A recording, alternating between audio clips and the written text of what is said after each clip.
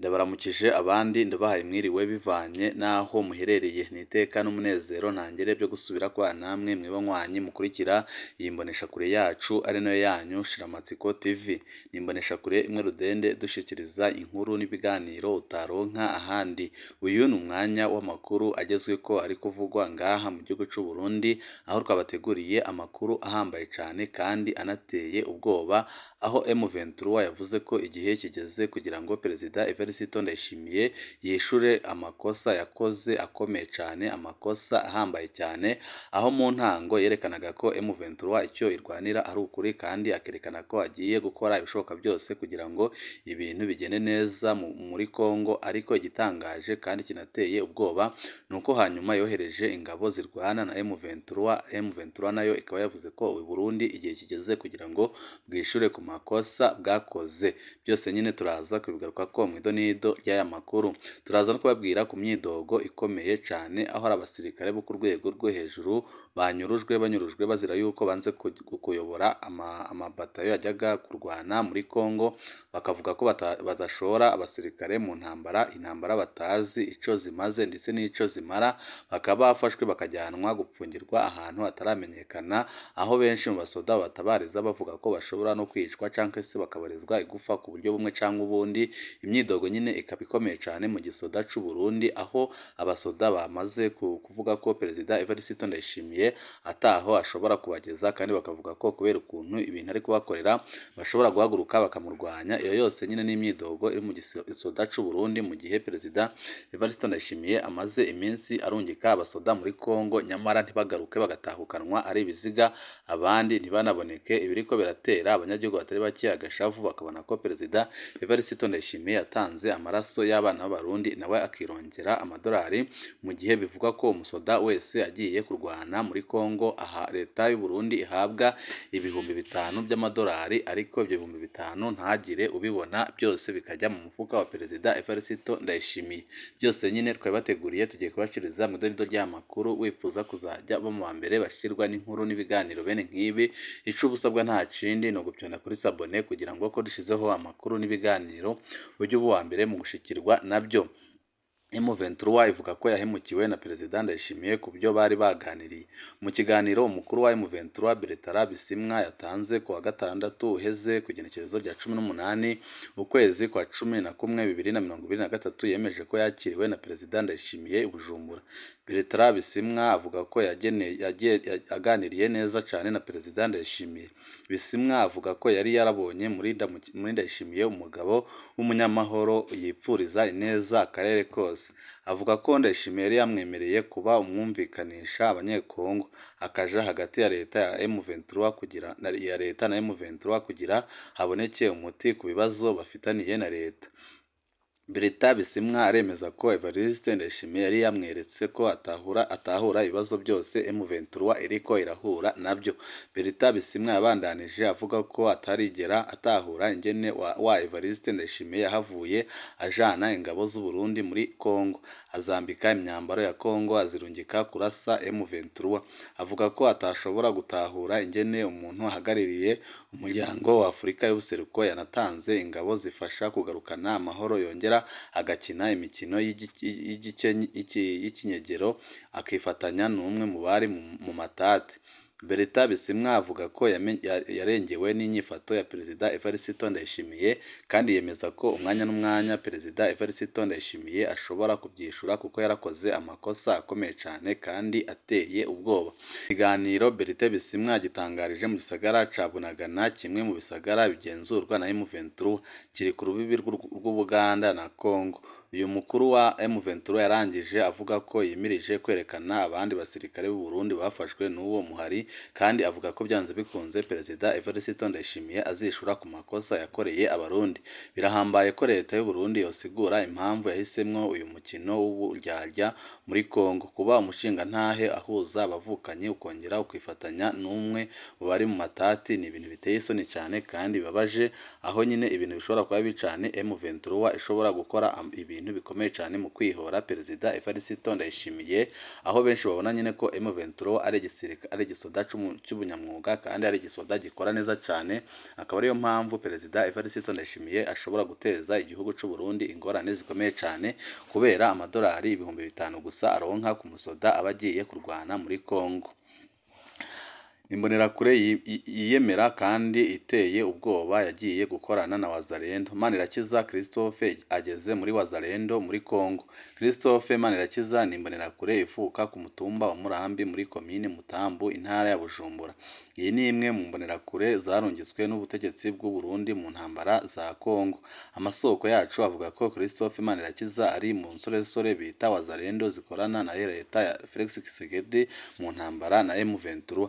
Imiryango imwe y'imbonerakure zarungitswe muri iyo ntambara imaze iminsi twandikira ko ababo bariko barapfira muri iyo ntambara badatahura. Mu ndwi iheze hari umuryango wo mu Rumonge wabikiwe ko Serugo atakibarizwa mu isi y'abazima, ko yaguye mu rugamba rwo kurwanya M23. Iyo miryango igira iti twebwe twarigorewe, abacu batwarwa ku ngufu, nta kibavugira, niyo bapfuye umengo hapfuye utugomba, nta uduhoza, nta utugarukira ko nta n'ico turi buvuge. Abasoda bo twavuga ko baba bazize umwuga, kumbure bo amategeko hari ico ategekaniriza umuryango wabuze. Keho abacu umengo ntibigeze banabaho, nta kintu kibabaza ngo wumva wawe agwa mu ntambara adatahura ukabura n'ugusigurira ibyabaye agapfa ntunamusezere. Ni agahinda ku buzima bwose bw'abarundi, ariyo mpamvu twese nk'abarundi tugomba gufatana mu nda tugahaguruka tukarwanya intwaro y'agahotoro ya CNDD-FDD, intwaro imaze imyaka myinshi ipfukamye mu nda abanyagihugu. Iyo ngiyo nyine akaba ari imyidogo y'abanyagihugu badatahura intambara ziriko ziratwara ababo, ziriko zirabera muri Kongo, ico zimaze ndetse n'ico zizashitsa ku Burundi. Ariyo mpamvu benshi basaba bene wabo b'abarundi kubafasha kugira ngo bikureho intwaro y'agahotoro ya Perezida Evariste Ndayishimiye, intwaro imaze igihe kitari gito ipfukamye mu nda abanyagihugu, intwaro y'agacinyizo, intwaro y'agahotoro, aho Perezida Evariste Ndayishimiye abandanya kurungika abasoda muri Kongo kwicirwayo. Ariko ababwiye ko nyine hari intwazangabo zibiri zikomeye cyane zanze kujya muri Kongo, zikaba zahise zifatwa zikajyanwa gupfungwa ahantu hatazwi. Abasoda bene wabo bakaba ariko barabatabariza kuko babona ko ubu bariko baraburizwa igufa kandi banakeka ko bashobora kwicwa, ariko izo ntwazangabo zavuze ko zitemera kurongora abandi basoda kugira ngo bajye gupfira mu ntambara batazi ico iyo ntambara isigura. Ibyo byabereye nyine mu ntara ya Cibitoke. Zimwe mu ntwazangabo zo mu gisirikare cy'u Burundi zaranse kuja kugwanira muri Kongo. Intwazangabo zitatu z'ipeti rya majoro zaranse kujana amakompanyi yazo muri Kongo biciye mu kinyegero, baciye ku ruzi Rusizi. Basabye ko bagenda neza mu rugendo rwerekeza muri Kongo, baciye bahagarikwa, ubwo nyine baca bajanwa mu kibanza gushika ubu kitazwi. Ibyo byabaye kuri uyu w'Imana uheze. Abasirikare b'abarundi twabajije mu ikambi ya Cibitoke buraruko bushira uburengero bw'u Burundi, bavuga ko abasirikare batakigira morale, bavuga ko atana kimwe kibatera intege gituma bajabuka mu kinyegero bakaja gupfa batanazwi. Basaba ko hoba umuco usumbirije n'intunganyo nziza nk'uko biri kuri bene wabo barungikwa mu ngabo za karere ka Yasi. Icyegera c'umukuru w'iyo kambi ntaco cyashimye kuvuga kuri ayo makuru, kuko nabo bavuga nyine ko ibyo bakora baba bitegetswe n'abo hejuru. Haribonekeza kutumvikana mu ikambi y'igisirikare ya Cibitoke, ikambi igira ya 112 y'abasirikare bagwanira hasi hagati y'intwazangabo zitegerezwa kuja kugwanya ku rubuga umuhari wa M23 muri Kongo. Bw'amasoko atandukanye mu by'umutekano muri iyo kambi yo mu Cibitoke hahurira abasirikare baba bagomba kurungikwa muri Kongo. Abasirikare b'u Burundi bahererwayo imyambaro y'igisirikare ca Kongo hamwe n'inyigisho, ariko bamwe mu ntwazangabo baranga gushora ingabo ku rubuga ruteye ubwoba ku bw'ayo masoko nyine, bakanga ko abasoda barongoye bajya gupfira muri Kongo mu gihe baboneka ko ataco bapfira, kandi na leta ikaba itariko irakora igishoboka cyose kugira ngo isigurire abasoda icyo bariko bararwana. Ariko bamwe mu ntwazangabo baranga gushora ingabo ku rubuga ruteye ubwoba bw'ayo masoko nyine yaduhaye amakuru. Amasoko yemeza ko intwazangabo yo mu kampanyi ya mbere y'ipeti rya majoro yitwa Reni yoba yaranse kujana n'ikampanyi yiwe muri Kongo. Izindi ntwazangabo zibiri zaciye zimukurikira, baciye burizwa imodokari bajanwa ahantu hataramenyekana gushika ubu ngubu. Kubw'irindi soko mu gisirikare ryegereye cane iyo dosiye, ibyo biranibonekeza mu basirikare bato bato no mu zindi ntwazangabo, kandi bose ntibabona akamaro ko kuja gupfira ku butaka bwa Kongo atanishumbusho bahabwa. Ibintu nyine biriko birabatera agahinda gakomeye cane, bikaba bishobora gutuma igisoda cose kigumuka, kuko nyine biramaze kurengera abasoda nka bose babona ko bene wabo ataco bariko barazira, atanico bariko barapfira muri Kongo. Barateye intege ku bw'ayo masoko nyine. Bamwe muri bagenzi bacu dusangiye urugamba baraguye ku rubuga rw'intambara, ariko uburongozi mu gisirikare buranyegeza amakuru yose ku miryango y'abahisi. Igihugu nta n'iteka kibahambana, nta n'iteka giha ingabo zacu ziguwe ku rugamba ndetse no ku butaka bwa Kongo. Ibyo byose nyine bikaba biri muri ko biratera abasoda agahinda. Igihugu nta n'iteka giha mbere izo ngabo ziciwe ku butaka bwa Kongo hagaca hatangwa amafaranga y'intica ntikize nk'ishumbusho ku miryango yabuze ababo. Niko umwe mu ntwazangabo twasanze mu ntara ya Cibitoki avugana akababaro gakomeye cane, akavuga ko nk'abasoda bagomba gufatana mu nda bagahaguruka bakarwanya ubutegetsi bw'igitugu bwa CNDD-FDD. Ishavu bw'amasoko atandukanye rirabandanya ryibonekeza mu mirwi y'abasirikare bitegekanijwe ko baja kugwanya abaroberi ba M23 muri Nord Kivu, mu gihe abasoda b'u Burundi babona ko badashobora no gutsinda M23, kuko M23 yo ifise icyo irwanira, mu gihe abasoda b'u Burundi bo ataco bariko bararwanira. Ikiboneka kandi, abasirikare b'u Burundi bariyamiriza uburyo bwo kwiyunguruza bajanwamo. Benshi muri bo babona ko kubona bagenda mw'ijoro bakajabukanwa Rusizi rurimwo ingona n'imvubu nyinshi biteye ubwoba. Bategekwa kuca mu bice kwa Kaburatwa, Gasenyi no kw'ibarabara rya 12 ku mutumba Rusiga, Kigazura mu makomine ya Buganda na Rugombo, bagaca bagira urugendo rurerure rw'amaguru.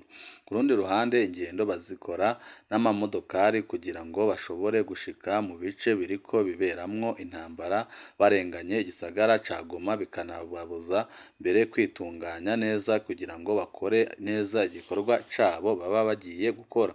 Abasirikare b'u Burundi basaba ko hahinyanyurwa uburyo bwo kwiyunguruza batwarwamwo, mu gushira imbere ugukurikiranwa kw'indege hagati y'ibibuga by'indege bya Goma na Bujumbura, nk'uko biri ku mirwi y'abasirikare bajanwa bavuye ku kibuga c'indege ca Bujumbura bakerekeza muri Nord Kivu mu bikorwa bya EAC.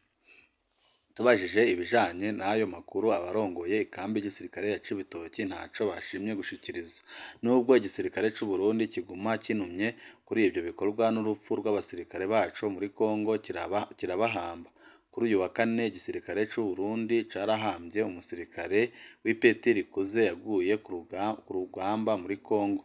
Kuri uyu wa gatandatu, M23 ishobora kwerekana abasirikare b'abarundi bafashwe mpiri mu kiganiro n'ibinyamakuru atunganijwe i Bunagana hafi y'urubibi na Uganda, igice uwo muhari w'abarwanyi ugenzura kuva hagati ya Ruheshi 2020, kandi kikaba ari naco kibanza gikuru cawo aho nyine bakorera ibikorwa byabo bya buri munsi. Leta y'u Burundi nindahaguruka ngo ive mu gacerere isigurire abarundi ibyo iriko irakorera muri Kongo. Ibara rirashobora kugwa umwanya n'umwanya, kuko abasoda aho bari hose bamaze kugumya amagabo, kandi baravuga ko byanze bikunze iyi ntwaro ya CNFD bagomba kuyikuraho, kuko babona ko ataco izigera ibamarira mu gihe ibandanya kubigura amaraso yabo bakabaha amadolari, ariko ayo madolari ntagire n'umusoda n'umwe uyabonaho, mu gihe ajya mu mufuko wa Perezida Evariste Ndayishimiye ndetse n'akandi karwi gato cane kamufasha gukora ayo mabi yose nyine amaze igihe kitari gito akorera abarundi. Byose nyine bikaba biriko biravugwa n'abasoda bari ngaha mu gihugu c'u Burundi babona ko batereranywe na leta yabo, kandi bavuga ko iyo umusoda nyine atereranywe na leta yiwe ikiba gisigaye ari ukwirwanaho agashaka leta izamufasha. Ariyo mpamvu bino minsi mu gisoda harimo imyidogo myinshi ikomeye cyane yerekana ko ibara rishobora kugwa umwanya n'umwanya, kuko abasoda ntibatahura ingene bajya gupfira muri Kongo kandi n'imiryango yabo ntigarukirwe ko ibiriko birabatera agahinda n'agashavu gakomeye cyane. Bakavuga ko byanze bikunze bagomba guhaguruka bagakuraho intwaro ya CNDD-FDD, intwaro imaze igihe kitari gito isesa amaraso y'abarundi. Banywanyi bacu ni ngaha duce dusozerera amakuru kuko bateguriye. Wowe ico usabwa nta kindi, niba wifuza kuzajya uba mu mbere bashirwa n'inkuru n'ibiganiro bene nk'ibi, byonda kuri sabone kugira ngo dushiraho amakuru ujye uba mu mbere mu gushikirwa nabyo. Amakuru yacu nakagaruka.